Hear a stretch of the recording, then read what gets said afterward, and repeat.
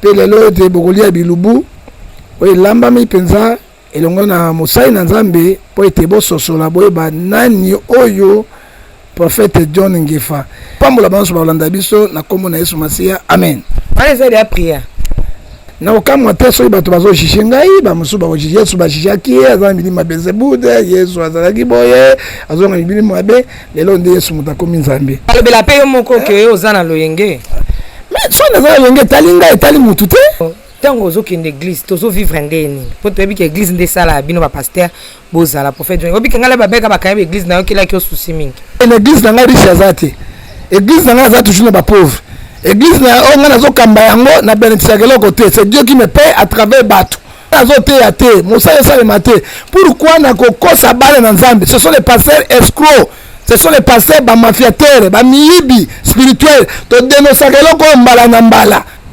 En fait, John Ngefa bato baza na ba fin fond bayebi une place map ekota raté place pain les vins za la raté est-ce que bakosala pe kokanisa nzoto ya Yesu pe na makila na ye na mwa lungwila na mwa kwanga te rouge bakotia nekala na mopara bakoli yango lokola nzoto mopara na mopara ko mopara za kwanga o batie na mai na ngai komona moto oyo coronavirus ebomiye na Congo bedi bana mboka na moni na yote na yoka kaka oyo bakomi 5 keke na yoka kaka 10 morts o mona ki kal bosote ya coronavirus na Congo na moni ata moko te wa utaki France o balakse na ba TV partout abela kite avaya Papa John Ngefa Papa John Ngefa ezali kope bazoluka gouvernement kelengendu Papa John Ngefa mambozolo bobi ya grave.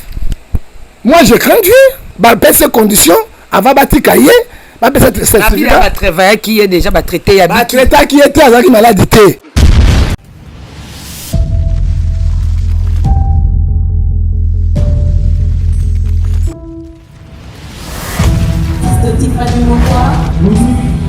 Let's go.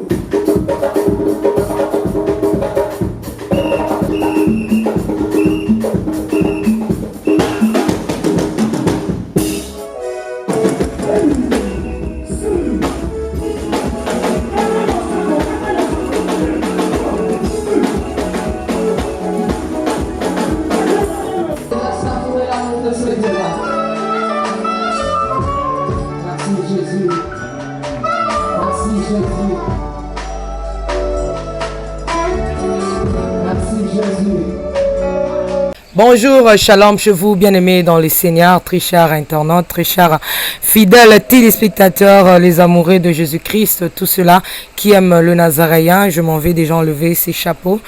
Un respect à Bandeko surtout au Lingaka, Batala Rabiso. Toi invité Bandeko, invité papa, invité maman, partagez lien un peu aimé Yango. Nous sommes avec le prophète John Ngefa aujourd'hui en live. Na fête à Pâques, bonne fête de Pâques, bonne fête de Pâques. Tu as été lycée quoi collé sous ma scie, ça m'a renvoyé bien.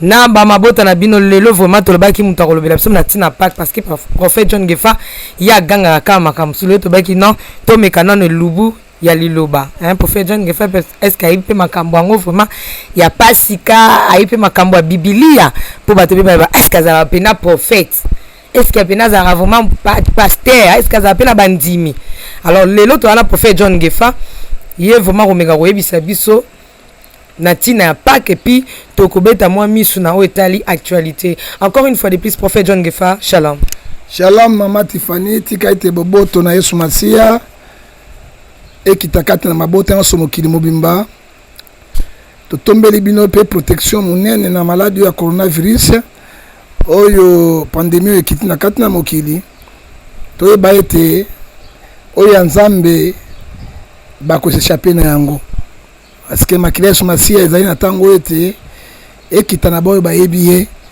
po ete ba continuer vie tika ete Nzambe apambola banso balanda biso na kombo na Yesu Masiya amen.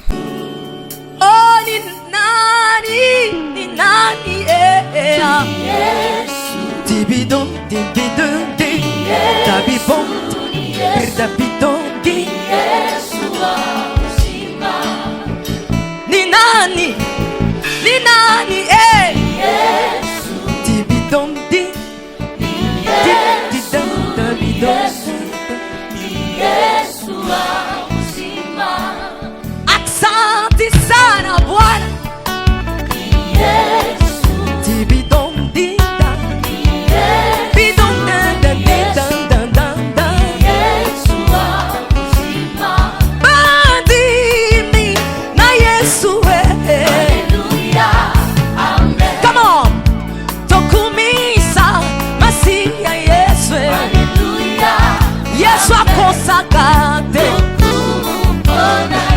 akosaka te Yesu abwakaka te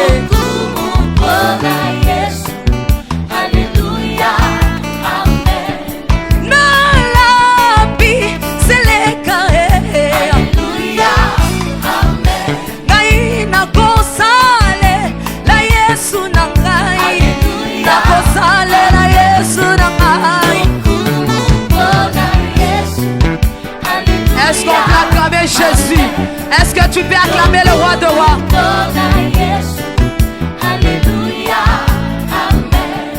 Bandi mina Yesu Sabadino Tokumisa Yesu Masiya na ngai Azana bomo Yesu azana bomo Shama azana bomo Azana bomo Yemba. Allez, c'est la prière. Toko banda prière na koloba boye. Ngai prophète John Ngefa nazali prophète à balabala te. Un prophète azali toujours difficile. Banda ba Jean-Baptiste, ba Monse, na ba prophète nyonso ba Malachi bazali toujours difficile. Nazali moto ebili loba. Et puis nazali autobengi eschatologue et anthropologue. Pe lelo te bokolia bilubu oye lambami penza elongo na mosai na Nzambe po ete bososola boyeba nani oyo prophète John Ngefa na okamwa te soki bato bazojije ngai bamosusu bakojije Yesu bajijaki aza milimo ya Beelzebub Yesu azalaki boye azonga milimo mabe lelo nde Yesu moto akomi Nzambe. Alors nakolinga ete bato badute ngai mingi parce que mpona nini Nzambe atombola ngai kolo apambola bino. Prophète John Ngefa anthropologue na nini wa msotanga ezani?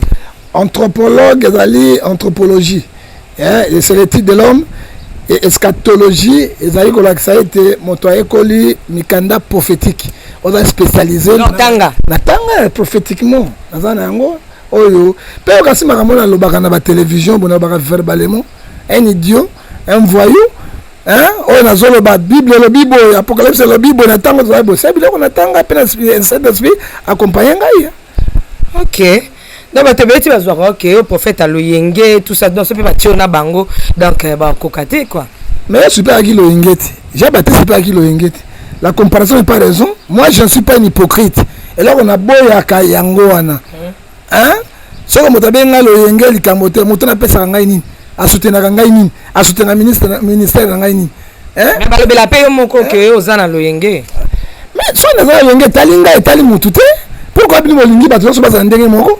Bana mapasa mo babotami esika moko mais mokolo moko mais mutu na moto azana mo ba symptôme na est un peu différent. Pourquoi na koza lokola baninga lokola nini non loyenge lobi eloko moko te beaucoup tangani na masumu na mabende bo qualifier ngai mais so na sa musala na ndengo ndamba tindi ngai alors na kotekala ndenge wana. Ok, prophète John Ngefa balobi ke lelo église bato bakete yo pe na ye kango kana ndako na bino fêter parce que nanga papa John Ngefa ba pio déjà bambote ba combien balobi papa John Ngefa bambote shalom prophète Ngefa papa moko bien na nini yo. Mais bayebi soki nazali bien pour la défendre ba chrétien nazali défenseur mon na christianisme nazali ni pour ni contre donc au monde bakotelemela ngai nde bango baza bato oyo baza ya Nzambe te moto ya Nzambe oyebi prophète John Ngefa na bitumbo na bundaka na église ya Nzambe et on a défendre le christianisme na bitumbo na bundaka pa ekolo pe na bafricain oso bakolobaka nazali papa malamu totikelo nano lelo tango ozokende église tozo vivre ndeni po toyebi ke église nde sala bino ba pasteur bozala prophète John obi kengala babeka bakaya église na yokela ki souci mingi yo koyokela ngai souci te parce que Nzambe a préparé ngai na combat ya otobenge David contre Goliath.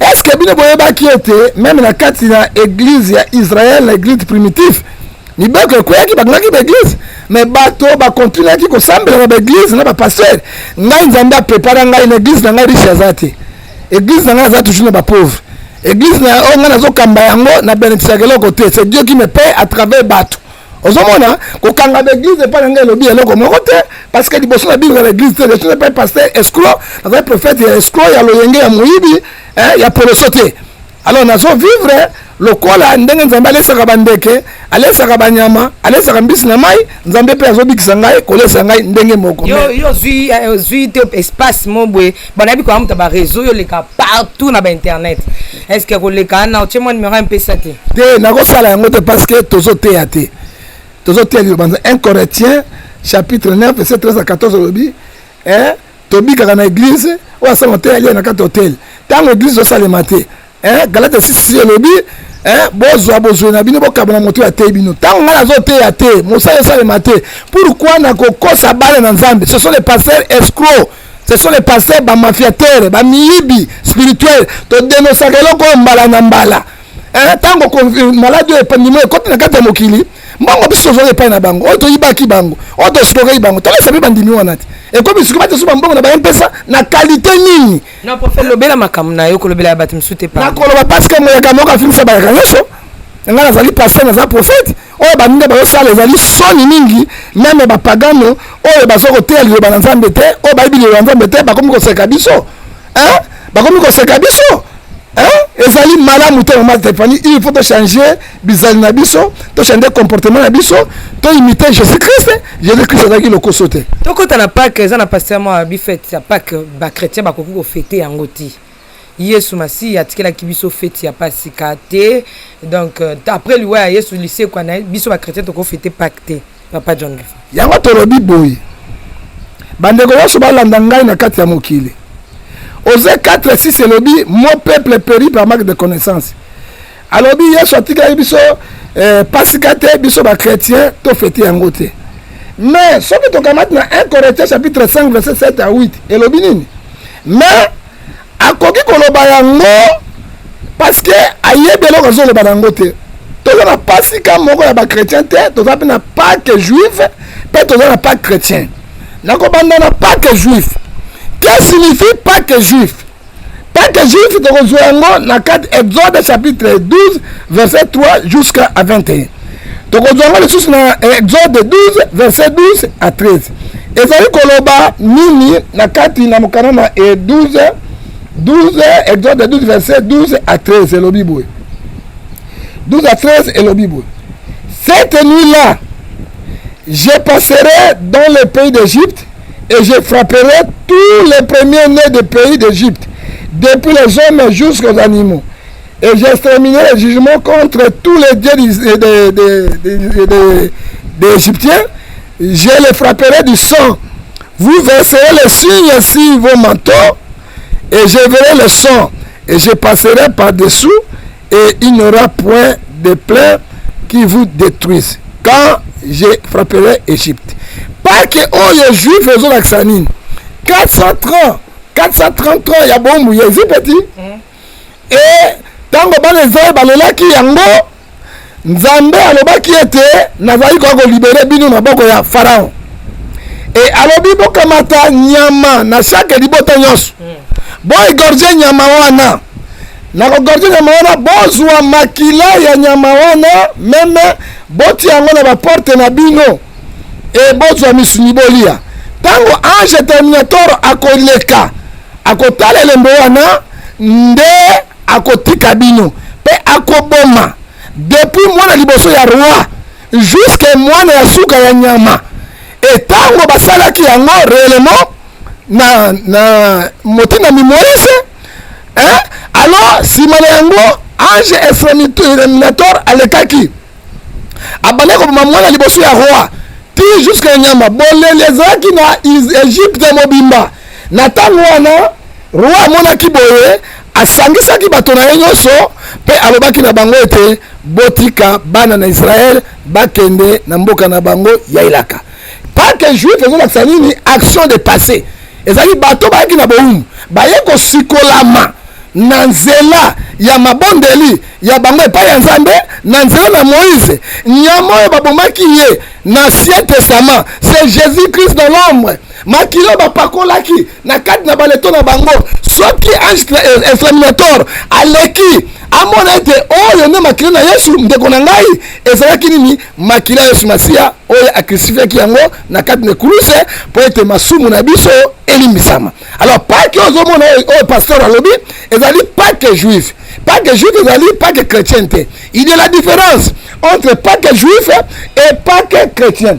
Bible dit ça son origine de Pâques juif ezali nini 12 Exode 12 verset 3. Parlez en toute assemblée d'Israël. Dites le deuxième jour de mois. On prendra un agneau.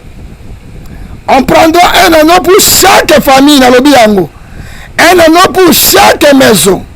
Si la maison est trop peu nombreuse, pour un agneau, on prendra avec son prochain voisin. Selon le nombre de personnes. Vous composerez pour cet agneau d'après votre estimation et vous le mangerez. Ce sera un agneau sans défaut, mâle âgé d'1 an. Vous pouvez prendre l'agneau ou une chèvre. Vous les mangerez avec les herbes, vous prenez le sang, vous les mettrez dans le manteau. Alors, ils allaient action de passé, ils allaient pas que juif. Ils allaient de mokolo. Oyo ba memela bango ba chrétien ba juif na mboka la bango Israël mokolo oyo Nzambe abimisaki bango na boumbu ya 430 ans na maboko ya ba Égypte na maboko ya Pharaon. Lelo to kay Pâques chrétien. Nous avons deux sortes de Pâques chrétiens. Pâques chrétien to komona yango na kati na mokanda ya 1 Corinthiens chapitre 7 verset 8. To komona sur 1 Corinthiens chapitre 15 verset 3 à 4. To kotala 1 Corinthiens pour to limbola penza tine ya fête ya ba chrétien. Pâques juif to lobeli yango sika to kolobela Pâques chrétien na kati na mokanda. Même agneau oyo bayimolaki ye na kati na Ancien Testament oyo bakamataki makila na nyama wana batiaki na baleto na bango, c'était Jésus-Christ dans l'Ancien Testament en l'ombre. C'était Jésus-Christ lui-même. Awa na pas chrétien. 1 Corinthiens chapitre 5 verset 7. Bible lobi na biso awa nini? Faites disparaître le vieux levain, afin que vous soyez un pâte nouvelle. Puisque vous êtes sans levain, car Christ est notre Pâques. Il était immolé pour sauver notre vie. Balobi ete bolongola Pâques oyo akala. Ba juif. Oyo ba juif bolongola yango. Bolonga pe mapa ya kala ba fête na bango. Po ete lelo oyo. Pâques biso se prenango lelo oyo. Oyo lobi na biso c'est la mort et la résurrection de Christ. Christ a immolé à cause de la péché na biso. Christ a sacrifié à cause de la péché na biso. Il était banyokola qui est pour la cause de la péché na biso. Akamati ba masumu na biso yoso. Ati yango na kati na kuluse lokola biso otolobi ba chrétien pe akufi na masumu na biso pe asekwe na masumu na biso. Yango ete toza kosepela kosekwa liwa pe lisekwa ya Yesu Masia na kati ya ekuluse po ete asekwi na masumu na biso akufaki na yango tozwa vie ya sika to changer comportement. Papa John, Yesu yemo pe a fêté Pascal wana ya ba juif. Boni yo pe ki sabali. Parce que juif, Jésus il était juif. Ce n'est que normal. Hein? Est-ce qu'il est juif? Ce n'est que normal. Mais biso tozali lelo na ancien sacerdoce. Nous avons deux sortes de sacerdoce. Sacerdoce lévitique. La sacerdoce lévitique est le bini. Ce qui mwasi, ata mwasi ndako bozani na ndako. Azali na tango ya makila, na tango ya sanza na ye. Akoli kovanda na kiti moko na yote. Soki avandi na kiti wana apeshe ezali suye. Boko lala na ye mbeto moko te. Soki bolandi mbeto moko mbeto wana ezali suye. Akoli kolambela yo te. Soki alambela asimi ndungu ezali suye. Mais na sacerdoce royal oyo Yesu aye abwaki mibeko ya kala. Abwaki mibeko ya mondeko mwa kala. Aye na mibeko ya sika. Aye na reforme. Ata mama na tango ya makila na ye etali ya lisusu parce que Yesu asombaki biloko na nyonso aye kosala réforme na kati na Bible. Lelo eloko tokufela biso nini? Toza toujours na sacerdoce lévitique. Ok, sacerdoce lévitique Yesu alongola mo. Ke dit la Bible mama na kati na mokanda na 1 Corinthiens chapitre 15 verset 3. Je vous enseigne en va, tout comme je l'avais aussi reçu, que Christ est mort pour nos péchés, selon les Écritures. Il a été enseveli. Il est ressuscité le 3e jour, selon les Écritures, pour nos péchés. Alors, Yesu akufaki na masumu na biso na péché na biso. Asekwe na yango. Apesi biso accès sika oyo. Hein? Pas que na tout bela liboso na sacerdoce, na pas que juif, il faut mama nyama. Botumba nyama, bolia ba nyama po masumu na limbisama. Lelo biloko les ate. Donc comme une repentance directement accès libre dans le cadre de l'homme de ciel, je peux faire la repentance moi-même dans mon cœur sans compter la pasteur, sans compter la sango, sans compter n'importe qui, grâce à Jésus-Christ, à passer le rideau à ciel, le rideau à n'a, avec là, tout ça accès libre dans le route d'Anzambé, c'est ça que nous mémorons aujourd'hui, nous fêtons la Pâque chrétienne. Papa John Gifa, au point. Na point. Yo moment penda ko beti penza o pasoli boal bum na mater. Non, non, bien facilement parce que la télévision là ngonga. Tebe c'est ngonga, na l'accès bango pas que juif, na pas que chrétienne. Siko batu to refêter pas que lo lengene singe parce que yeso ben ba connaît pas sika ezoya, bokende ko lengela yango. Siko biso ba chrétien to refêter pas sika ni. Et puis question musu ba confondre. Pas que zali résurrection to pas que zali kufa yesu. Non. Pas que ezali kufa pelise kwa Yesu ndenge mikana na Nzambe na 1 Corinthiens 13:7 elobi yango liwa pese kwa nai. So formule ya ofetango to fetango ndeni to cha muziki pona ya epano na kuti kimia na ka bato lelo pasi kalelo pa mena kuti kimia papa John to fetango ne to cha muziki to cha bambunda to sandengeni. Pas que chrétien, pas que juif ba fetaka ngotongo ba bimaki.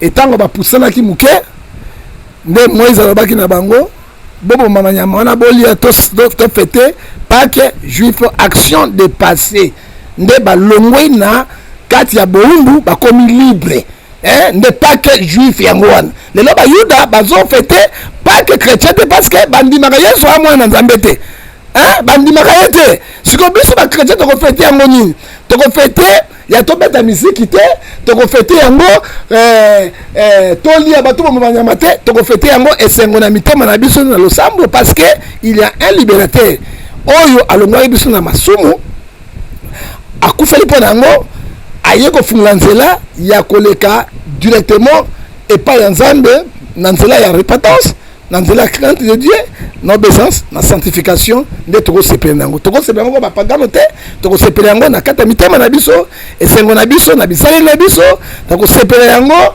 elongo na ba angelu na Nzambe. Mais papa John Gefa Moïse abaki na babo manyama nde utikolo ba bongo biso to boma ta mo eloro te to lia ata mo musuni ata mo nini mama yo mo ta polémique mingi na ebi parce que yo mo de l'évangéliste ebi le bananza na yebi eloko wana parce que yo dans la corps de Christ pour ceux qui ba journaliste a kokate parce que yebi biloko wana te yo mokote ya nyama nini longi to bomba nsusu to kozaka na sengo na mais epekisa mite soki moto azana moi secret na ye moi susu na ye alia vraiment epekisa mite. Mais tout le monde ba tusu ba ça la sainte scène lelo papa John Gifa ba sel ba sainte scène aza ba photo ba otindela nga ya ba sainte scène vraiment la pesi maman Christine Matondo et Matasio Maïyeye Bambo Tebele depuis France, voilà maman Christine, voilà Maïyeye depuis France Bambo Tebele à Hollande biso papa bato azo sepela yango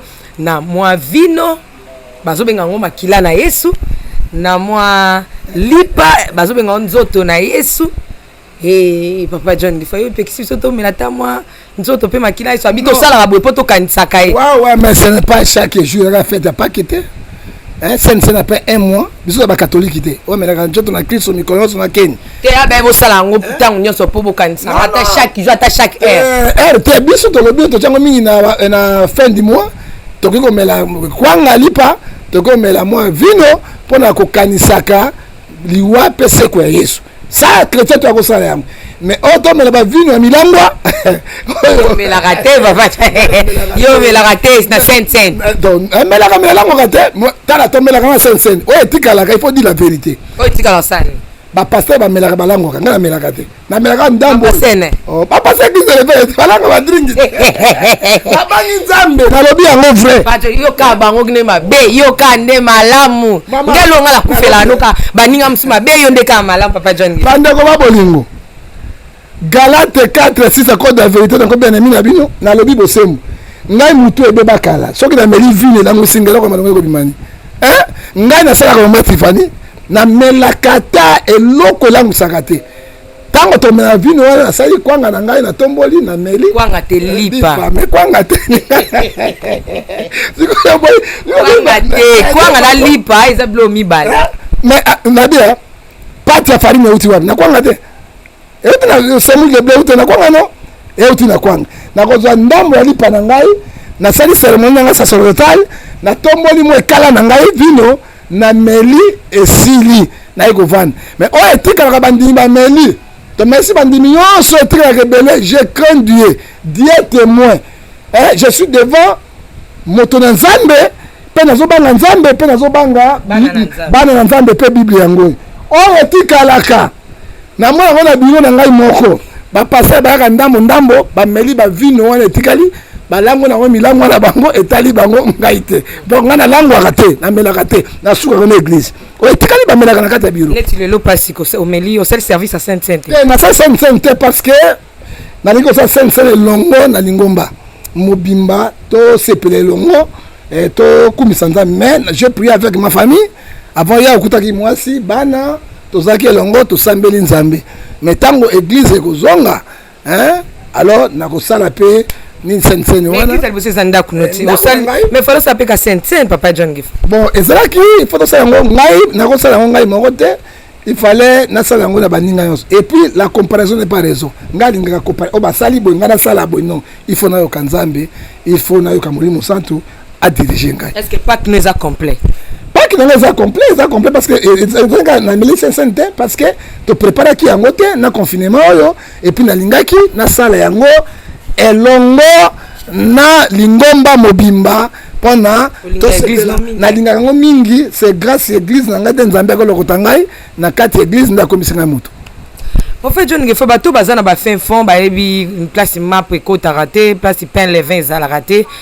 Est-ce que bakosala pe kokanisa nzoto ayesu pe na makila na na mwa lungwila na mwa kwanga te? Mais effectivement basalaka na mboka na ngai kote ya basangu suku na kati basalaka na mopara na mopara kwanga na mai batumbi yango na moto eziki bakati ndambo parce que kuna mapa eza te mais bazwaka yango na basalaka yango na baji bazwi baji ya rouge wana baki kosomba yango to 200 km 250 km baye nango batia yango na mai esali couleur rouge bakotia nekala na mopara bakolia yango lokola nzoto mopara na mopara ko mopara ezali kwanga o batie na mai naolia bakiti na bamesa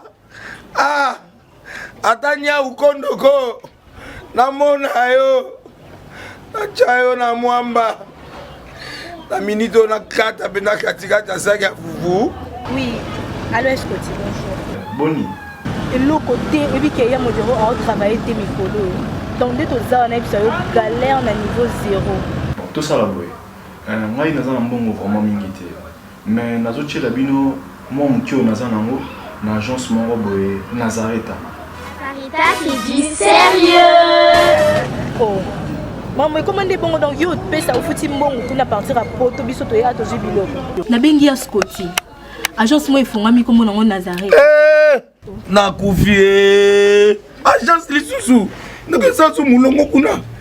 Pour cela susu. Kuna eza mambo mulongo te. Ye si afuti mbongo kuna partir à poto biso tozoke ko récupérer biloko oli. Tika boyeko. Yiso mona makama bongo na monte. Bat papa si mbongo kuna biloko récupérer biloko oli na agence. Ezalaka. Mais yango ibandi.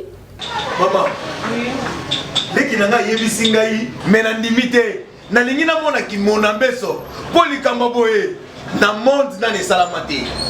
Maman, yebisa ngai ba pesi mbongo kuna biso to récupérer biloko kolia awa. Ya solo boutique Nazareta ezali boutique ou ezali ya distribution ya ba produits alimentaires. Na sali poto sunga bandeko oyo même ba oyo bazana na peu de ressources même avec un petit rien. Donc à partir à $10, $15. Donc si vous avez un bon côté, nous devons nous apporter au Sunkayo, à Ozuga Bilogolia. Eh, Maman Nazareth, Tanzamba Pambola, Bakse Mikole Bele, Awa Nasena Mokili. Et bon, Awa Tuzawa, Potoyeba, adresse à Awa. La boutique Nazareth a été ici à Obungate, Toza Sir, avenue Monkoto numéro 1, direction Elengesa. Face à face na église catholique Saint-Vincent. Ah, direction Elengesa, Monkoto numéro 1, à face à l'église catholique Saint-Vincent. Ah, Saint-Vincent d'école. Bon numéro de téléphone, vous avez monté déjà, vous avez on a 3 numéros pour Paris, vous avez un numéro pour la Suisse, vous avez un numéro pour la Suède. Ah! Non. Nazareth, nous allons la Congo Sili. Julia, nous allons kangisa kia fufu. Il y a modé, il y a fufu. Oui, pour la Nazareth, tu as un système en bimbi, dans Bongo Shingo.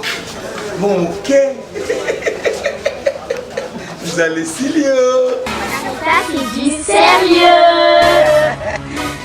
Okomo ke bakota ba mon père côté wana te kana côté wana te sembo kala mneza côté ba kuna te ba côté mon père là signifie kwanga ya mai batumbi yango na moto sikoyo ezikisiki ekomi boye ale bakamata yango mwa parti bakati parti soki yango sala krrr yango ebenga mopara donc basalaka yango na ndenge olobi bakozwa to lungwila ou bien bakozwa jus oyo basalaka rouge bakotia yango na kati bakosangisa mpo ebongo na makili ya yesu masiya bamelaka efete oyo eza kocelebre biso to bachrétien monde mobimba mpona bachrétien. Papa John Gefa bato bakotala yo bakolanda yo opesa bango na bonne fête. Napesi bino bonne fête ya Pâques chrétien, Pâques juif te. Na bolingo ya nkolo Yesu Masiya ezala kati na bino. Pe kimia Yesu ekota kati na mabota na bino. Protection makili Yesu Masiya et protéger bino Congo démocratique ba Congomani et puis na kati ya mikili na poto ete mpepo ya mabe vague ya coronavirus et raté ba nyonso baza na kati na Kristo. Papa John Gefa basusu bakoloba ke Pâques oyo eza ya pasi eza pena pende baba pasi kadon eza pena Pâques mo ya pasi pamba te tobeta masolo coronavirus Pâques oyo kokuta bato na ba coronavirus Pâques oyo bato bake kofeta ngo na président na ndako ya Nzambe te ndenge bato balobaka na ba église te Pâques oyo basusu pe bafeta ngo te basala parce que bandako musu basambeli na bango te eleki bango ka vert parce que bandima ba pasteur pe bazali belé soki pasteur alobi te ye pa kosala te voilà lelo siko ma pasteur na mina te ako tiango na misala te o de apasi katanga ba vexer no so ya pasika o pasteur na mina te ayo. Papa John Gefa na ngina tuna yo est-ce que kufeli mutu na diaspora na maladie ya coronavirus to pe mutu moko yebaki bon na kufeli no moto te parce que Bible lobby Nzambe akobikisa libota mumanzila mutu moko ngala za mutu na Nzambe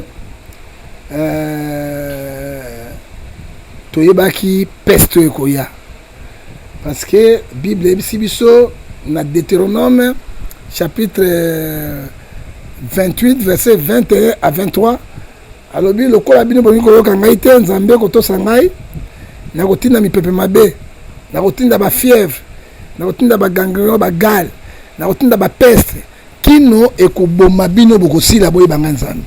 Donc quel est le Nouveau Testament Bible explique alobi na Matthieu 24 verset 7 alobi lokola bino bongi kotosa ngai Nzambe te mabe koti na mokili koleka Sodoma na Gomora na kotika bino te na kosala tremblement de terre na kopesa famine pe na kotinda ba peste qui vous poursuivront jusqu'à vous périssez. Alors et non qu'on a là-bas on a le 31 tant on a bisaki na pesaki message na kati na ba lingomba bokeba malade munene zako ya fléau et ko boma batu ebele mais na loba na ba condition boy bon nyonso baza fidèle na Yesu moko kolongwa te ate côté bino ndako mais ba pasteur ba kufiti mais ba so batamba illégal batamba conformément qui est pasteur papa c'est ne surtout ba batie ba kufi maza batamba illégal ate mon papa Mama Tiffany Nzambe a protéger rabo ya ye ozoka Nzambe a yebi ye intercession zolo bango 5 pe Satan yebi ye o ya Nzambe na mo pepo ekwei oya banga nzambe asala na bosolo jamais eri kotouche même azwi yango bakobika ebele babikisa okende na hôpital ebele mpe bakufi oyo babe nzambe te ozomona nzambe alobaki kati na maladi oyo mpo na ngai komona moto oyo coronavirus ebomi ye na Congo bedi bana mboka namoni na te nayoka kaka oyo bakomi 5 keke nayoka kaka 10 morts ya Congo nayoka oya mindele tosomona mindele mais tozomona mindele nde bazokufa nde oya biso Congo tomoni te il faut ça tomber yo mona ki kal bosote ya coronavirus na Congo na moni ata moko te wa utaki France o balaxé na ba TV partout abelaki te abaya Papa John Gefa Papa John Gefa ezali kope o bazoluka gouvernement pelengendu Papa John Gefa mambozolo bobi ki ya grave. Moi je crains Dieu na contact na famille en France ou de France papa on va ya awa bazoka vaccin on a besoin et ça la fièvre après 2 jours 3 jours tant que papa a dit ton mari fait na 7 jours a vu avion aye tant comme ne pas ndiri makambo na corona ba oh na fièvre na coronavirus oh de papa ba le coronavirus te ba ko checker te azana ngote qu'est-ce que d'après si était ba dans famille ba no bina bo bimisa ba ko bimisa été jusqu'à là papa na kangami akufite banda ya kala akufite la vie batikaye ba coronavirus zokamo akufite azali vivant ba pese condition avant batikaye ba pese certificat ba travailler qui est déjà ba traité ya ba traité qui était azali maladie te ba tie tonge bukani faut la vérité nga mutu na nzambe ba la na télévision il vandi makaka nazaki na coronavirus ende na bigi batikaye est-ce que comme makasi to kia okaka directeur ya Kabila azali directeur ya cabinet adjoint oyo Kabila azali coronavirus abiki tomoni pe Kabila ngote oyo azali président ya Motema Pembe oyo ya mundele wana oyo azali coronavirus tomoni yango te tokomi na 150 quelque oyo tomoni didese tomoni pe bango te place batiaka bango toyebi te toka jour mosusu pilo général Kasongo akanisi nde moto coronavirus bakanga moto ko yeli basaki ya sima tala mboka pele basaki ya sima na kati coronavirus te mais pilo tala tolobi te ke malade ezate parce que malade ezali bato bauta nango na poto baomela na biso mais biso toza na bapreparaki biso sanitaire moko ekoki kokota na kati ya nini oyo ezate ozomona ezate tozomona pe yango te tovandi na bandako tozomona pe mutu moko tozotala oyo akufi na coronavirus totala matanga na bango na ezate mpo sanga kisasa emonanaka te na basango ezali bazolakisa bato minene bazokufa oyo ya baautorité ebele mpe bakufi Papa John Gefa autorité nani akufi maître mokende akufa na cardiaque akufa na coronavirus sika natangi nani akufi na coronavirus autorité nani akufi toyokaka koyoka tobite malade eza te donc tomona transparence mama oyebi kopi ya mbongo eza mabe tobanga nzambe monsieur 135 millions de dollars oyo FMI apesi bino 47 millions de dollars oyo OMS apesi bokosacrifie mboka momana yango te tolobi te malade eza te mama Tiffany malade ezali ya solo mais malade yango oyo nde tomoni na kati ya poto ba mortalité wana na Afrique surtout na Congo tomoni yango te dans maladie na Congo ye na te malade ezali mais il faut tomona batoto ndimati ngana na Saint Thomas na kotala moto corona yeyo na kona na ndenge mais Papa John Gefa na omo ya Bible no ndenge komi wana yo mona suki na kati ya Bible te mama likambo ya suki Osée 4 mon peuple périt par manque de connaissance bana na ngai bamoni suki na Bible leki na ngai mwasi abimai kotika leki mwana na ngai liboso ya mwasi na nzela bakuti makambo ya suki bafungoli Bible boye tia bakuti basuki bameli bana na ngai babanga ngai matata na petit sœur na ngai batuna batia na baoyo babandi komela bandeko na ngai nasali émission na Bible yango soki yo suki wana bikisa coronavirus ngai mosali na nzambe nazofungola na mona suki na bandi Bible Genèse suki te Exode suki te Lévitique Deutéronome suki te Tokei Samuel suki te ti tokoti suki ezali te mais nani azombrouye bana na nzambe na tango ya pasi suki wana euti wapi mama Tiffany abisi yo leki na nga mwasi amoni ofunga de verset biblique kuti suki bato batsongi batono batongi babidon bazomela yango mais bino tout le coup mais Bible dit celui qui percevra ce qu'il a fait sera sauvé. Pourquoi vous avez confiance dans le soutien? Bonjour Bangranine. Bamisous Bakomaki Awa, à part Suki, à le Congo Bololo. Bah, mais la litre mobile. Or que litre Congo Bololo, 6 places, et c'est ça, à la cardiaque. Bah, mais la Congo Bololo, ni moko na tongo, n'a pas 3 jours. Et comme on se dit, Congo Bololo, tongo na citron, bah, tu vas koufi. Ce qui est plus grave, en Europe, et les réseaux sociaux, qui s'est un coroner bimi à Masuba na yo. Mais regarde-moi les gens, Masuba yo meri. Est-ce qu'on a bien rôle Masuba ça dans tout? Hein? Ceux qui ont mené Masuba bi qui ndekonangai. Nous sommes les sentinelles du monde. Le col là Ézéchiel 33 verset 7. Boka basai na Nzambe. Hein? Basai na Nzambe no bolo bali susu te bana na Nzambe botekela ba mai botekela ba papier mouchoir bo pesa bango leçon parfois bien te ba comme bisko ba mba comme bisko zwa Masuba nesika ba mai botekela ki bango. Mais motal pesa bango Masuba ezali ba pasteur te. Ce sont des individus. Nakani maman moko musai na Nzambe na bi ngana melaki Masuba na nga omo so meli Masuba ça arrêt cardiaque. On so meli Masuba c'est estomac. Beaucoup meli Masuba pour nani. Là to meli Masuba le to le ba nyei. S'il vous plaît, Papa John Giffat. S'il vous plaît, pardon, s'il vous plaît. Non, pas John Giffat. Le temps que passe 14 parce que Masuba yo boy to ba Masuba. Mais to lia ba nyei parce que comme tout ça bi boy to nyei lia. Alors c'est grave. Hein? Pourquoi bozo banga? Yo kan de connait bisayo. Épidémie sur le monde. Et où ta punition en Zambie. Punition en Zambie. Bato na Zambie tana ndako toujours Zambie. Épidémie moko le grand 3 mois té. Après 3 mois ekitaka ngo moko té ekui. Lundi en France fongole ba société mike bani mosala. Lundi yo toujours bandango. Et so bandango parce que e bandi ko kite. E bandaki na Chine. Awani wana bato basali batamboli. Chine na musala sikoyo. Et quitter en Europe, et quitter en Afrique. Hein? Afrique est au monde mortel. Des États-Unis foutent à Masumu naïe. Mais grippe espagnole est bon 250 millions de hommes sur la terre. Les gens battent au Bikaki. C'est plus dangereux que Oyo. N'a quoi bisa bino boy. Épidémie Ebola. Ils allaient plus dangereux que le cas. Oh tout ça dans le coronavirus. Ebola est plus dangereux. Plus dangereux. Et bon, on t'a pas dit que ça m'a quitté la zone où on a confié. Hein? Mais bah, tu vas vivre. Bah, il y a Goma, na Bukavu. Mais pourquoi? Bon, tu lenga ko banga ndengeni. Ce qui nzamba le baki na yo, on ko s'échapper.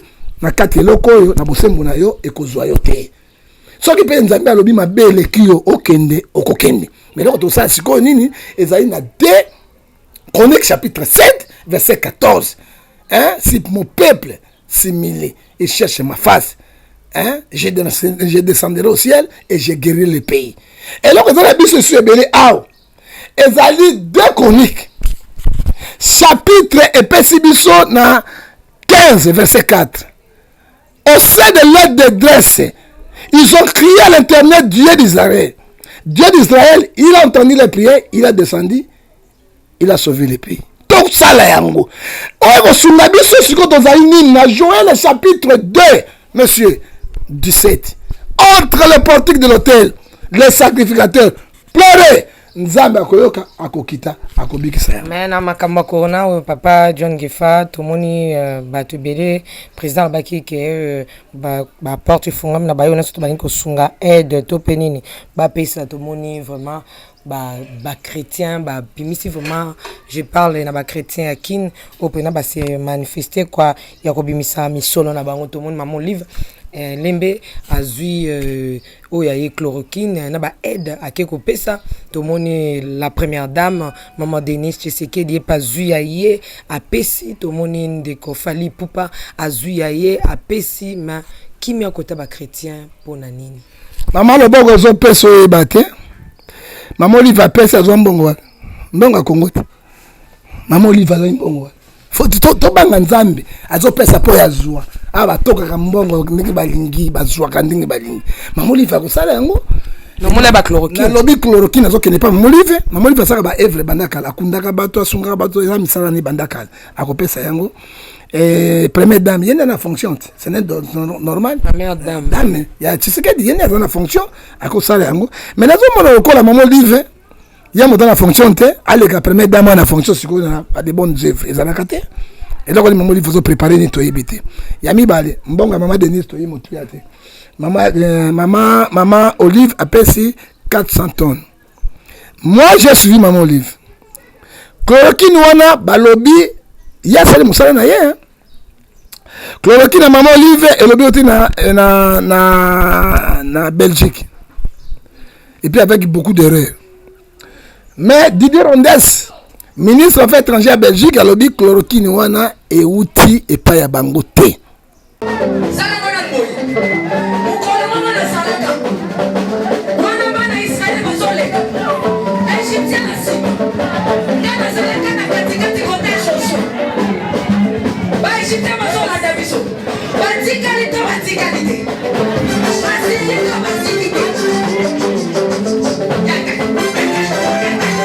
Loba Satan azana ba problème. Oh asimbi kisi. Asimbi kisi. Eli kambwa kisi te yobe ke no luka kisi na osala nini? Oh simba.